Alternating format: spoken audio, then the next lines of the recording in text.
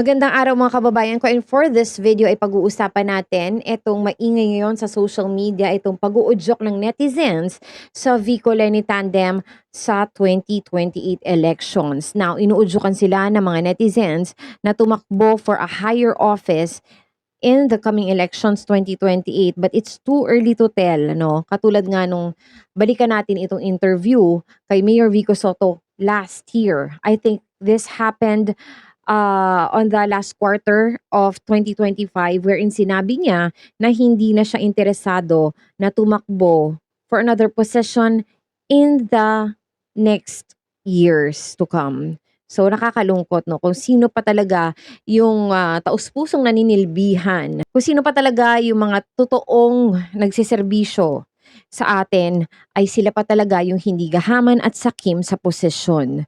So anyway, ang daming achievement nito ni Mayor Vico Soto at gayon din si Mayor Leni, at sa tingin ko ay magiging effective talaga sila if ever nga na mag-push through itong kanilang pagtatakbo sa 2028, which is medyo nakakasad din kasi eto pa lang si Mayor Leni ay parang nag-express na rin siya ng hindi siya interesado to run for a higher office in the next couple of years, no?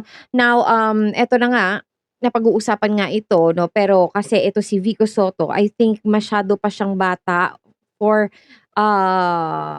for presidency. So parang hindi pa din talaga pwede na tumakbo ito si Vico Soto as president. At gayon din nga kapag ka sa vice president, no, ang age requirement is 40 years old. So senador ba? Ano bang age requirement sa senators? So anyway, no, napaka-effective sana nitong dalawang na 'to, no, yung mga tao kasi parang hindi din sila knowledgeable na meron talagang, age requirement itong mga posisyon na 'to, kaya din siguro talaga pinu-push nila na mag-tandem itong dalawang ito sa 2028. However, ayun nga, hindi nga ito magiging posible kasi bukod sa ayaw na nga na tumakbong muli ni Mayor Vico Soto kahit ano pang posisyon 'yan, ay yung edad din niya ay hindi din pasok.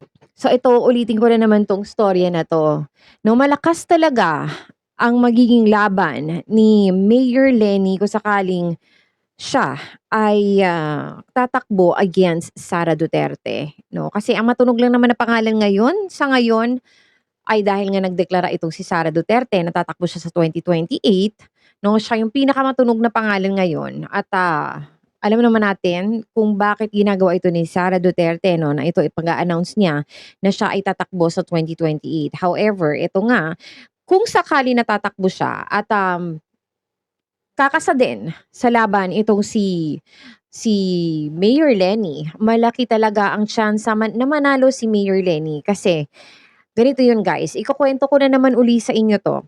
So nung time, eto talaga, this came from a very reliable source and the people involved. So nag-explain na naman ako. So anyway, si Sara talaga, parang nung time na pinu-push siya ng kanyang ama na palitan siya sa puwesto ng pagkapresidente dahil itong si Digong ay gusto nga na kumandidato itong si Inday Sara sa pagkapresidente, ay tinanggihan, dinecline ito ni Sara Duterte. So, ano ang isa sa mga rason kung bakit nga ba dinecline ni Sara Duterte itong offer sa kanya?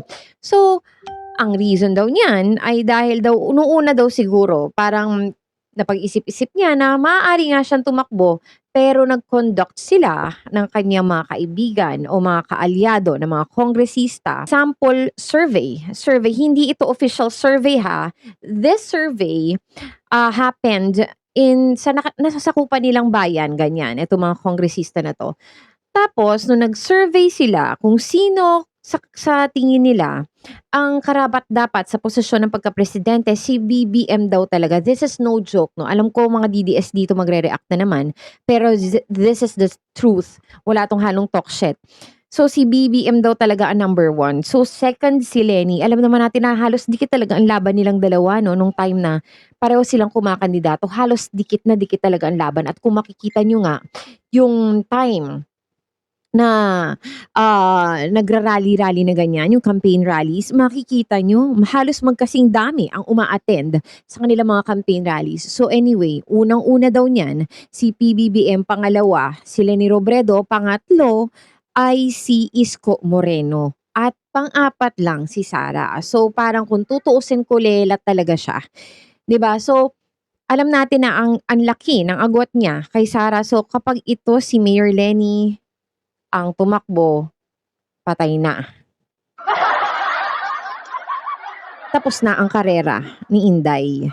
Pero sa tingin niyo ba, sa lahat na nangyayari, ito nga meron pa siyang kinakaharap na impeachment, aabot pa kaya itong si Sara sa taong 2028 sa pangangandidato sa pagkapresidente, aabot pa kaya siya?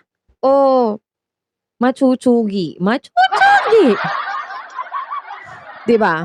Alam mo, sa totoo lang 'no, nalulungkot ako na si Mayor Vico ay parang wala ng interes na tumakbo sa any public office 'no. Wala na siyang balak tumakbo kasi siya ang nakatalang youngest mayor in Metro Manila. Talagang it shows na doon pa lang talagang grabe na yung ipinagkatiwala ng mga tao sa kanya 'no, lalo na yung Pasig City, grabe yung binigay na tiwala ng mga tao sa kanya. So second, ang ganda ng ginawa niya sa Pasig City 'no, especially nung times na maraming transportation ban!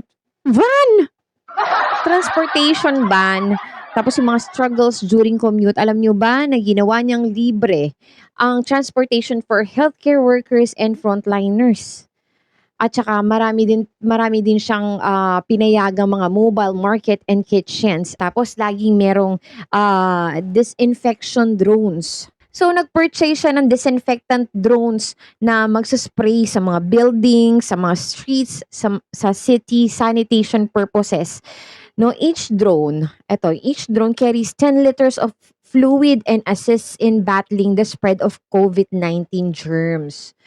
So, eto yung similar drones na dineploy dati sa China to fight the to prevent the spreading of COVID-19. Tapos eto pa, yung mga estudyante, no, marami silang mga care kits na pinamimigay. Actually, talaga lahat naman siguro ng mayor ginagawa ito, no? Pero yung sa kanya talaga is super complete talaga, very concise talaga yung pinamimigay niya. He also provide the parents and guardians with support and guides to help their children through academic years. So grabe, makikita mo na talaga yung concern ni Mayor Vico Soto kasi hindi lang yung mga estudyante ang ginagay niya, pati na rin yung parents. Yung mga loaning programs, yung pagsusupport niya ng local businesses, tapos meron siyang 24/7 hotline to City Hall. Kung sino man ang mga nakakailangan ng tulong ng City Hall, 24/7 open yan, yung kanilang hotline. So ngayon pa nga lang na mayor pa lang si Vico Soto, nagagawa niya tong lahat, at naiisip niya tong lahat. What more, if he runs for a higher office, I think he will be very much effective to run for a higher office, at magkakaroon din tayo ng another leader na mapagmamalaki din natin sa ibang bansa.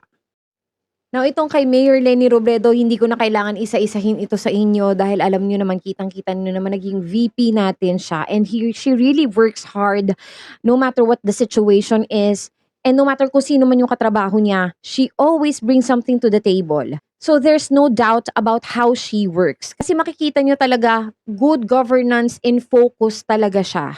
So talaga, I'm rooting for her to run for a higher office. To be honest with you guys, hindi ko siya binoto as president. Hindi ko rin binoto naman si PBBM, no?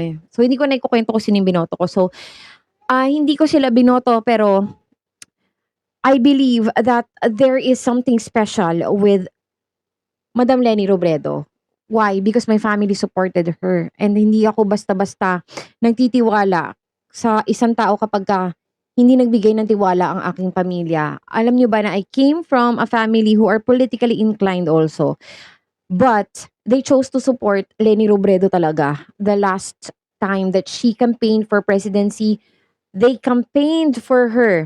Dito sa Marikina, sa Antipolo, they went campaigning for Leni Robredo, and full support talaga sila. Siguro, no, if Mayor Leni will be given a chance right now para to prove herself for that position, for being a president, I know that she will bring something special to the table.